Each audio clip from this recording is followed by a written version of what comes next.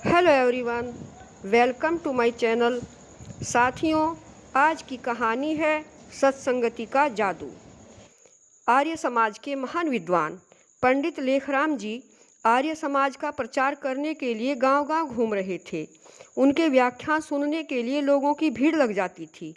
एक बार एक गांव में पहुंचे तो उस क्षेत्र का डाकू मुगला किसी से प्रेरित होकर अपने साथियों के साथ उनके व्याख्यान सुनने के लिए आ गया। वे भी लोगों के साथ वहीं एक तरफ बैठ गए।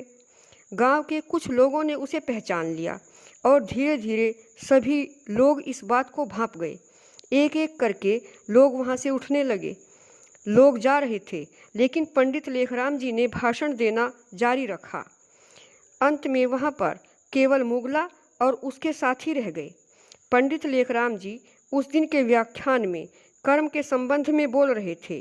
वे बता रहे थे कि अवश्यमेव भोक्तव्यम कृतम कर्म शुभाशुभम, अर्थात जो भी शुभ अशुभ कार्य तुमने किए हैं उनका फल अवश्य ही भोगना पड़ेगा।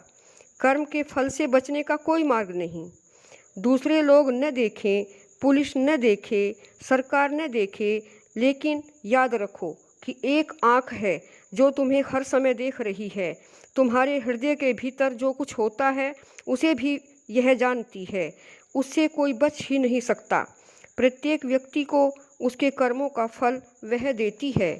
व्याख्यान समाप्त हुआ तो मुगला पंडित लेखराम जी के पास गया और पूछा, आप कौन हैं? पंडित जी ने कहा, मैं लेखराम हूँ। डाकू ने कहा, मैं आपसे एकांत में कुछ पूछना चाहता हूँ, क्या आपसे मिल सकता हूँ? लेखराम जी ने कहा, अवश्य मिल सकते हो। मैं आर्य समाज में ठहरा हूँ, वहीं आ जाना।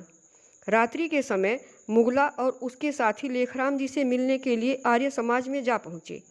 गांव वालों ने समझा कि बड़ी आपत्ति आ गई। ये लोग तो बेचारे लेखराम जी को लूटने आए हैं, ये उन्हें बहुत नुकसान पहुंचा सकते हैं।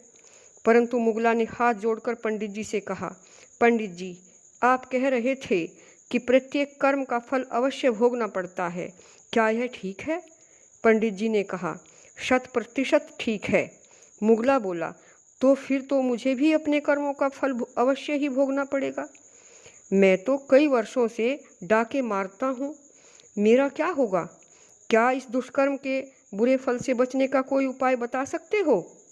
पंडित जी ने कहा, हाँ, आज से ही डाके डालना छोड़ दो और कल आर्य समाज में आओ। मैं तुम्हें यज्ञोपवीत दूंगा। इसके पश्चात धर्म के मार्ग पर चलो। मुगला और उसका साथी दूसरे दिन आर्य समाज में पहुंच गए। सबका जीवन बदल गया। यह होता है सत्संग का प्रभाव। साथियों, अगर आपको यह कहानी अच्छी लगी हो तो इसे लाइक कीजिए, शेयर कीजिए, सब्सक्राइब कीजिए और अगर कोई प्रश्न हो तो कमेंट कीजिए। पूरी कहानी सुनने के लिए धन्यवाद।